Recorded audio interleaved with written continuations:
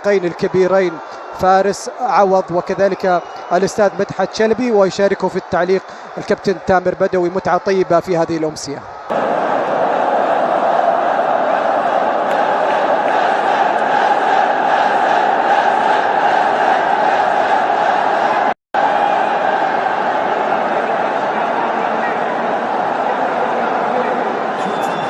كبيرة جدا في الديربي الأغلى والأقوى والأهم في قمة الزعيم والعالمي في الهلال في الجانب الآخر والطرف الآخر في مدرجات ممتلئة وفي ليلة تسبق دخول اللاعبين إلى أرضية الملعب.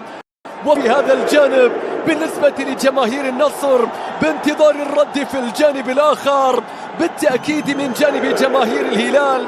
يا لها من مباراة عذرا لكل قمم العالم ودربياته، وبالتأكيد كلاسيكي.